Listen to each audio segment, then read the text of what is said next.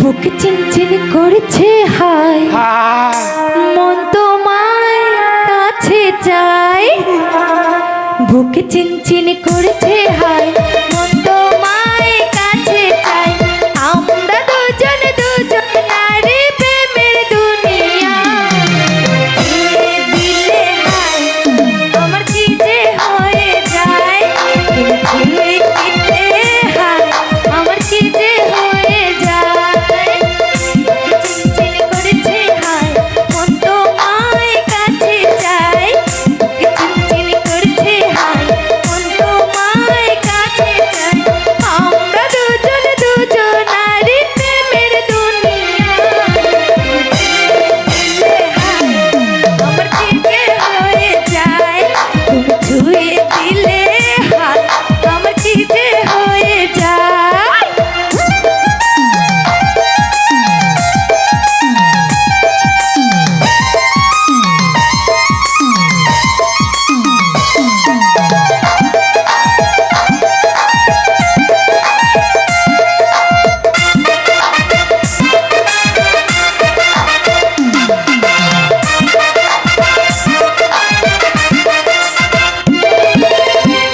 তোমাকে যত দেখি নতুন লাগে। কামনার আগুন শুধু বুকে জাগে।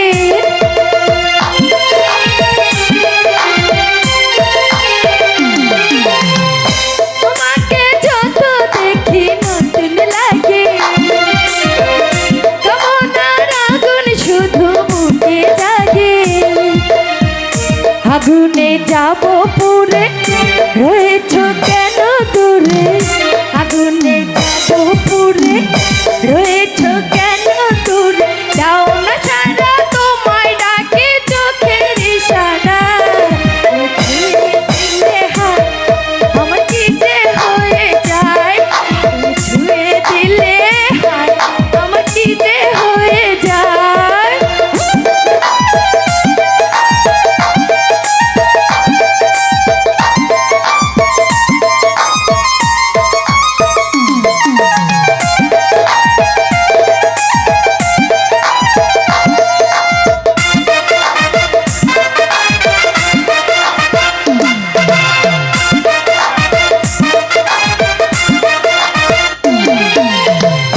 যেখানে যাবে তুমি ছায়া হব।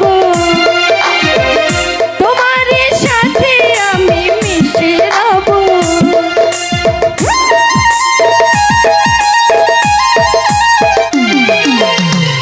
যেখানে যাবে তুমি ছায়া হব।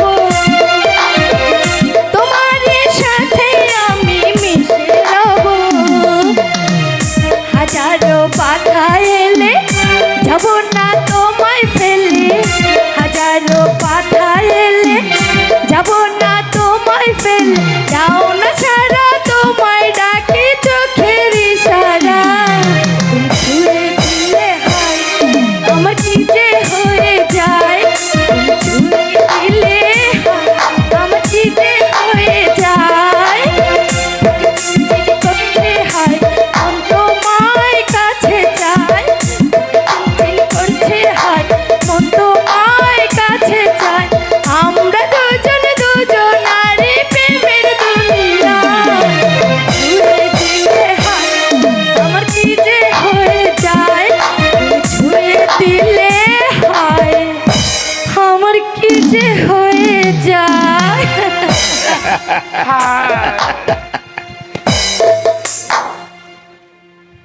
নটবর বলুন হুজুর বলুন। কেমন লাগলো? কেমন লাগলো হুজুর? কি বলবো হুজুর? বলো। বলছি হুজুর আমাদের কাজ ঠিকঠাক হবে? হবে হবে নেটবার হবে। এই রণধীর যখন যে কাজে হাত দেয় তখন সে কাজ ঠিকঠাক ভাবেই করে। যদি প্রয়োজন হয় আমার বোনের শীতের সিঁদুর আমি নিজের হাতে মুছে দেব। রাম রাম। আমার মাতাল ভাগ্নেটাকে আমি দুনিয়া থেকে সরিয়ে দেব। বাঁচিয়ে রাখো হুজুরের, আমার বাঁচিয়ে রাখো। সাপ!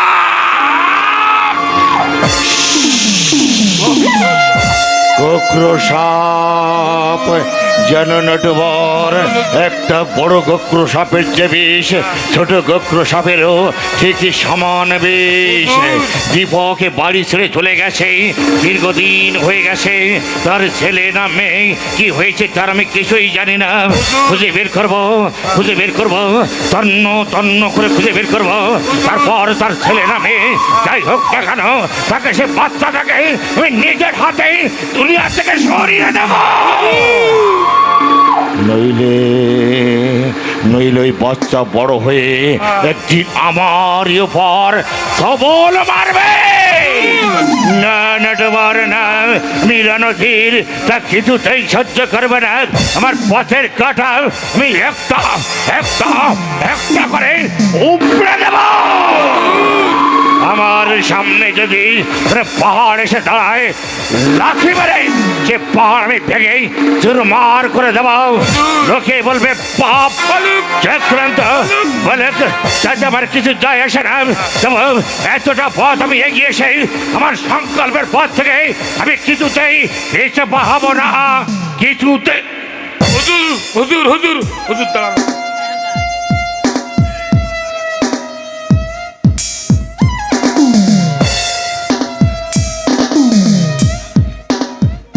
এই সেই উইল হুজুর। শোনো সুন্দরী, উইলটা তোমার কাছে খুব সযত্নে রেখে দেবে। খবরদার কেউ যেন কিচ্ছুটি জানতে না পারে। নটবর তোমার কাছ থেকে সে সময় মতো নিয়ে নেবে। ঠিক আছে,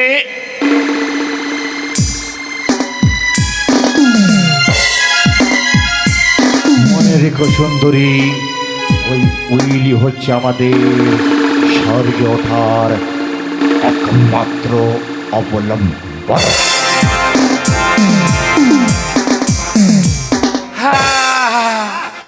কি ফিরি ফিরি, আরে পিরিতি কাঁঠালের আটা, আরে পিরিতি কাঁঠালের আটা, ও আটা ও আটা ও আটা লাগলে পরে ছাড়ে না ছাড়ে না। গলে মালে পিরিতি করো না, গলে মালে পিরিতি করো না। আরে পিরিতি কাঁঠালের আটা, ও আটা আটা আটা, ও আটা ও আটা লাগলে পরে ছাড়ে না ছাড়ে না। গলে মালে পিরিতি করো না, গলে মালে পিরিতি করো না।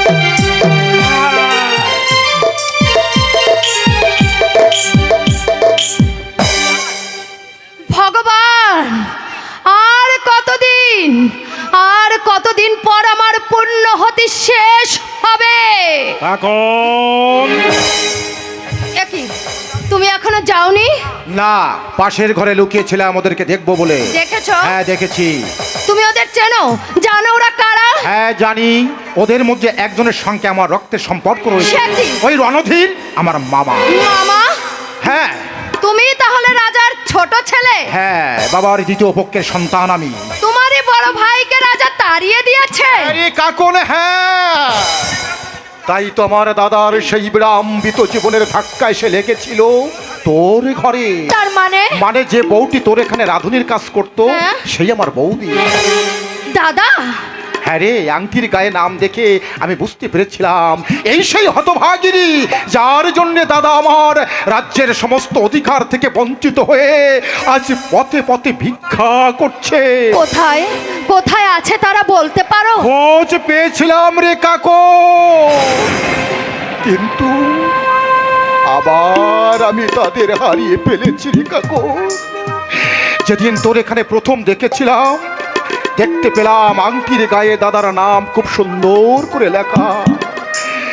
সেদিন সন্ধ্যার অন্ধকারে বৌদির পেছনে পেছনে গিয়ে আমি বাড়িটা দেখে এসেছিলাম। তারপর বাজার থেকে কিছু চাল ডাল কিনে নিয়ে একটা লোক দিয়ে পাঠিয়ে দিয়েছিলাম। ভেবেছিলাম দু একদিন বাদে দেওয়ান কাকাকে সঙ্গে নিয়ে আমি তাদের বাড়িতে নিয়ে যাব, কিন্তু সেই রাতেই যে তারা কোথায় চলে গেছে আমি আজও তাদের খুঁজে পাচ্ছি না রে কাকু। বৌদি আর সেদিন থেকে এলো না। ওরে কাকু, মদ আমি এমনি খাই না রে কাকু, মদ আমি এমনি খাই না। সমাজের নিষ্ঠুর বর্বরত, মানুষের জঘন্য চক্রান্ত আমাকে মদ খেতে বাধ্য করে। তাই যখন দেখি কোন স্ত্রী তার স্বামীকে হত্যা করতে ওই নরকের জঘন্য পথে পা বাড়িয়েছে, আজীবন সত্য স্বামী ব্রাহ্মণকে পদার্থ করতে একটা জানোয়ার তার পিছনে পেছনে কুকুরের মতো ধাওয়া করেছে, তখন আমার শিরায় শিরায় আগুন ধরে যায়। শুনে যাও, সেই শয়তানের গলা টিপে ধরো যে আমার স্মৃতির সিঁদুর মুছে দিয়েছে, ভেঙে দিয়েছে আমার হাতের শাখা, এখন? আমাকে স্বামীর বুক থেকে ছিনিয়ে এনে কেড়ে নিয়েছে আমার সতীত্ব, ঘরের বধূকে করেছে বাজারের বাইজি। কখন? মরণ ছুরি বসিয়ে দাও তার বুকে, পূর্ণ করো আমার সতীত্ব কেড়ে নেওয়ার প্রতিশোধ, পূর্ণ করো আমার স্বামীর রক্ত ঝরানোর প্রতিশোধ। তাই করবো রে কাকুন, আমি তাই করব। আমি সেই নারীর ওই জানোয়ারটার বসে দেব, বুকে বসে দেবো প্রতিশোধ অস্ত্র। আর তার বুক দিয়ে যখন তাজা রক্ত বের হবে, সেই রক্ত দু হাত মেখে তুই পূর্ণ করবি তোর জীবনের একমাত্র ব্রত। দাদা! সমাজ, এই সমাজ দেখবে, সংসার দেখবে এই সতীত্ব হরণকারী জানোয়ারের শাস্তি থেকে ঘৃণায় মানুষ তার দিকে থুক থুক থুক। চল চল বোন, চল আমার সঙ্গে।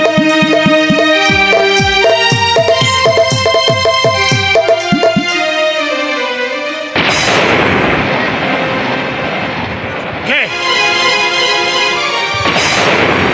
কে তুমি? কে তুমি আমার সামনে দাঁড়িয়ে খলখল করে হাঁটছো? আমার অতীতের কঙ্কাল আমাকে অভিশাপ দিচ্ছ? দাও দাও, যত পারো আমাকে অভিশাপ দাও, তবু আবার কান্নার সুর অতমগা ছেলেটা হয়তো খিদের জ্বালায় দৌড়ে দৌড়ে হাত পেতে ভিক্ষে করছে। আমার বৌমাকে হয়তো না খেতে দিয়ে ও শুকিয়ে মারছে। ওকে আমি ধরে এনে এমন চাবুক মারবো, এমন চাবুক মারবো। আবার সেই কান্না, ওরে হতভাগা ছেলে, ওরে হতভাগা। কে? দীপক, তুইও কাঁদছিস বাবা? বাবা, দাদা বৌদির জন্য তোর মনটাও হাহাকার করছে, তাই না রে? যাকে যা ভাবি সে তা নয় বাবা।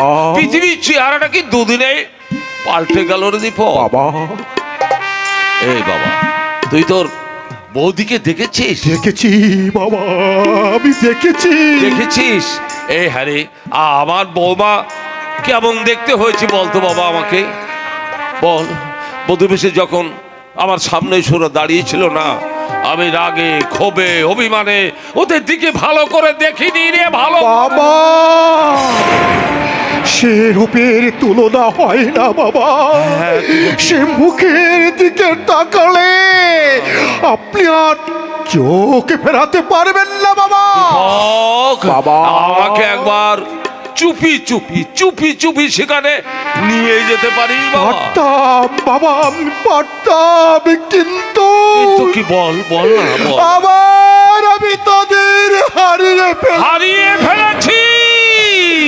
হ্যাঁ বাবা, আগে যেখানে তারা ছিল এখন আর তারা সেখানে নেই। এই তাহলে কোথায় গেল? কোথায় যে গেছে আমি আজও তাদের খোঁজে পাচ্ছি না বাবা। খুব কষ্টে পড়েছে তাই না রে? বৌমাকে নিয়ে হতভাগা ছেলে খুব কষ্টে দিন কাটাচ্ছে তাই না? হ্যাঁ বাবা, জানেন বাবা, আমার দাদার না একটা ছেলেও হয়েছে। কি বললি তুই? আমার শঙ্করের ছেলে হয়েছে? হ্যাঁ বাবা। মানে আমার দাদু হয়েছে রে? হ্যাঁ বাবা, হ্যাঁ। দারিদ্রের সঙ্গে লড়াই করে হতভাগা যদি আজও জীবিত থাকে তাহলে সে হয়েছে আজ 8 বছরের ছেলে। 8 বছরের ছেলে? হ্যাঁ বাবা। দীপক বাবা, এই বাবা, হ্যাঁ এতদিন পরে আমার দেহের রক্তটা এমন চঞ্চল হয়ে উঠছে কেন রে? বাবা। আমার ভাঙা পাজরে বসন্তের মিষ্টি সুর ধ্বনিত হচ্ছে কেন? তাহলে কি আমার যৌবনটা আবার ফিরে এলো রে? ওরে আমার শুকনো গাছে তাহলে কি আবার ফুল ফুটেছে রে? বাবা বাবা, আমার দাদু ভাইকে একবার আমার এই বুকে তুই ফিরিয়ে এনে দিতে পারিস বাবা? যত টাকা লাগে আমি সব তোর হাতে তুলে দেবো। ওরে চুরি করে হোক, ডাকাতি করে হোক, যেমন করে হোক, একবার দাদু ভাইকে আমার এই বুকে ফিরিয়ে এনে দে। বাবা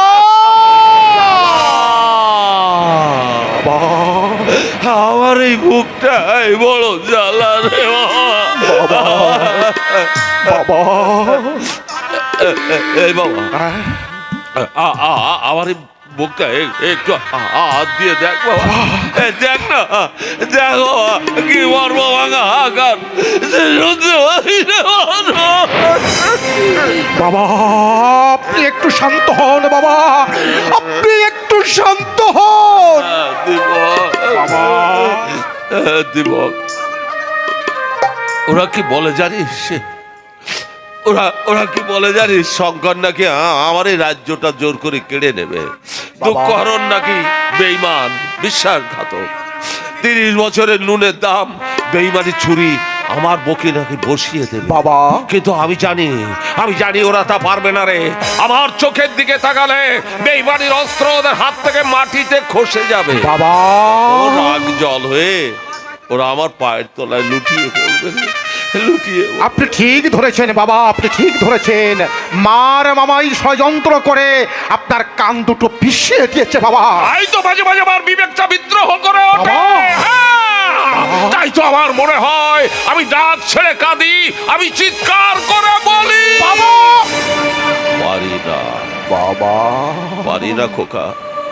আভিজাত্যের সারা ঠিকানা কোথা থেকে ছুটে এসে আমার এই কণ্ঠনালীটা চেপে ধরে আমি চিৎকার করে হাওয়া করে কাঁদতে পারি না রে বাবা। আপনি একটু শান্ত হন বাবা, আপনি একটুখানি শান্ত হন। আমি কথা দিচ্ছি যেমন করে পারি ওই দেওয়ান কাকাকে সঙ্গে নিয়ে আমি তাদের খুঁজে বের করে এই বাড়িতে ফিরিয়ে আনবো। বাবা এই দীপক, পারবি বাবা? ফিরিয়ে আনতে পারবি তো? বললা রে বাবা আপনারই রক্তে তোমার জন্ম, কেন পারবো না বাবা, কেন পারবো না? মদ খাই বলে ভয়ে আমি আপনার সামনে আসতে পারতাম না। আজ যখন এসেছি, আজ যখন আমার এই দু চোখের জলে আপনার পা দুটো আমি ভিজিয়ে দিয়েছি, যখন আর ভয় নেই বাবা, আর ভয় নেই। আপনার রক্তের ঋণ আমি কলায় গন্ধাই শোধ করবো।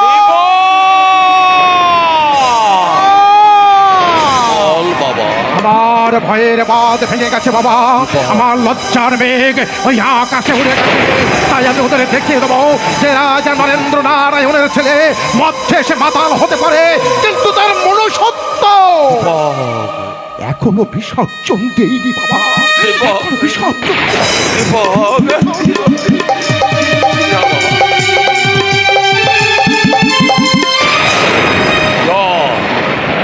জয় করেছি আমি, জয় করেছি। এই হতভাগা ছেলে, তুই আমার সঙ্গে পাল্লা দিবি, আমার সঙ্গে চোখের জলের পাল্লা দিবি, তাই না রে? দেখ আর অন্তরে অন্তরে আজ অনুভব কর। ওরে বাবার বুক থেকে তার সন্তান চলে গেলে,